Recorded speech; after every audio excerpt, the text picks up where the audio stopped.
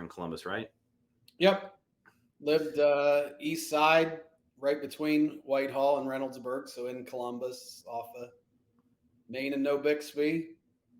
Went to Holy Spirit in Whitehall, and then graduated from Bishop Hartley in 1991.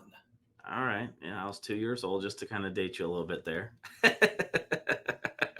but but so growing up, I mean, because eventually we'll get into real estate, right, and career path and all of those things. But were you into sports? Were you an entrepreneur always? Growing up, was there a family member that was an entrepreneur? Where did you kind of give me a little bit growing up? What did you do? What was Tom like?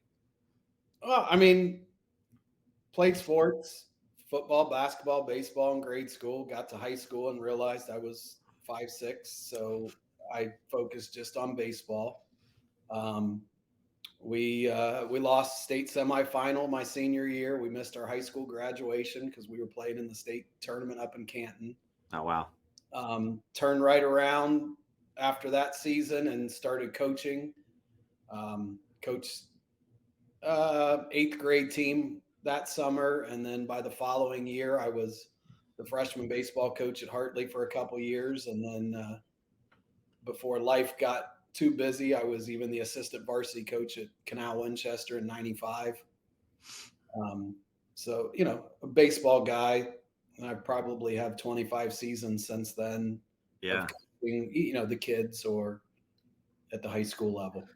Yeah, coaching. So I same. I'm only 5'7", 5'8". Maybe 5'9" with shoes on, right? For us short guys, we gotta add that extra as many inches as we can. But It's you know, 5'10" in the state program.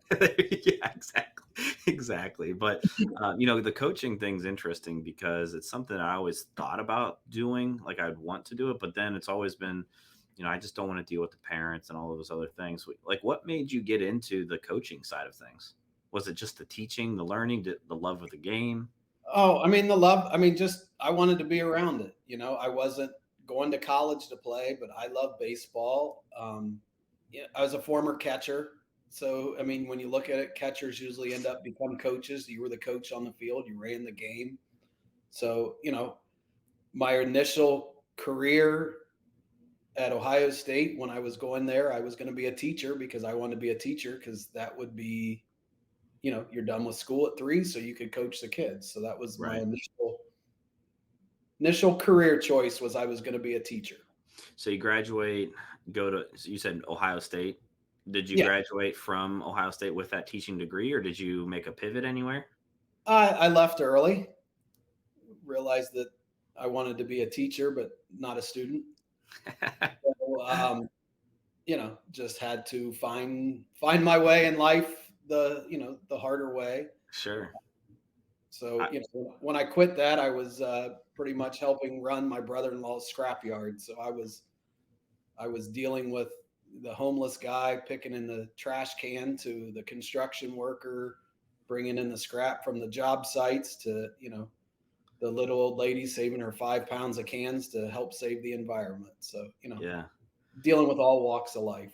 Yeah, sometimes I wish that I didn't go all 4 years of college and actually get that degree, because I went to Ohio State and I didn't use my degree for anything. So I think you made the right choice. Okay, so you don't finish, right? You go for teaching with the idea of that will allow me to get out and really just teach and coach baseball.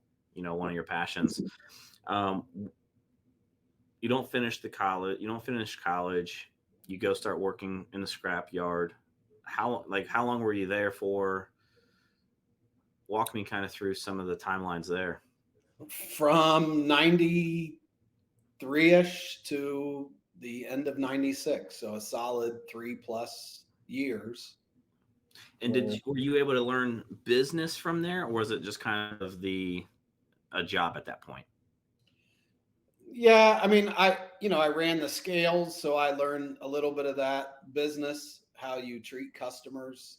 I think I would go back to one of probably the third job I had in high school that really taught me how to sell and talk to people was I was working at the Shell gas station at the corner of Broad and Hamilton.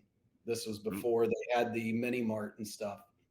and you got paid a commission for selling oil, 10 cents for oil, 10 cents for windshield wiper fluid, and 50 cents for antifreeze, and 50 Wow. cents for a car wash. I didn't Because even know that was part of the selling program back then.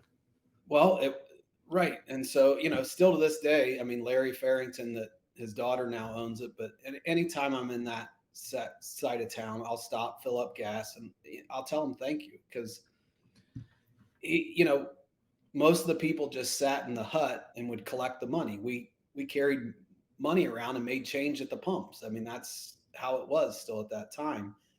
And I think we were getting 3.25 an hour was minimum wage, and I would average about $6 an hour because of the commissions selling car washes. And they would even comment that people would come in when on my day off, and they would have a car wash that they had bought from me. They said that they've never had an employee getting commissions on their day off. I'm like, okay. I saw it as an opportunity. So, I mean, you look back, and there was a little of the entrepreneurial in me and the Yeah. sales hustle. And, like I said, I've told Larry, thank you many of times for teaching me how to sell.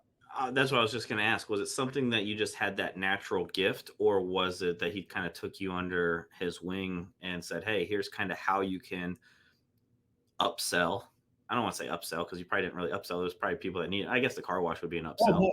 Well, no, So, it was upsell, because I walked around and talked to people. I mean, I had the natural gift of gab, so he saw that. I mean, he's yeah, a very smart businessman, and he saw that, and just explained. So people would be at self serve. We still had two full serve pumps. Full serve, I'm checking oil, I'm doing whatever they want. But if it was slow, I'm checking the oil on those other people while they're pumping their gas, just offering to do it for them. yeah, Hey, let me top off your antifreeze. Here, I'll put it in your trunk for when you're low again the next time. I'll fill it up. Whatever it took, I was getting another 50 cents. I mean, I looked at it as I was here, but might as well make more money. yeah. Was there any quote unquote sales training that he put you through, or literally just taught you kind of that part Oh, of it? Like if you provide more service to people, you're going to get it in return. right. No, there was no book. There was no VHS to watch. It was just one-on-one time with Larry. So then, and I think you said that was your third job in high school.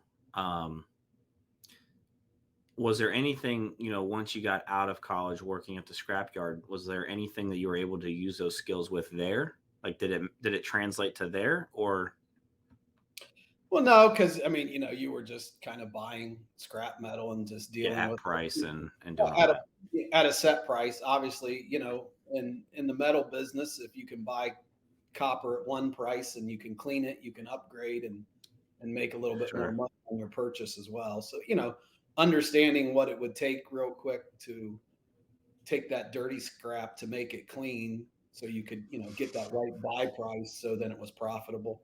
Yeah, and I guess too, like that ability to build relationships with people that come in to the scrapyard, right? To build that relationship to where they can come back to you instead of going across town or whatever the case may be, probably played into it. So you're at the scrapyard for a couple years.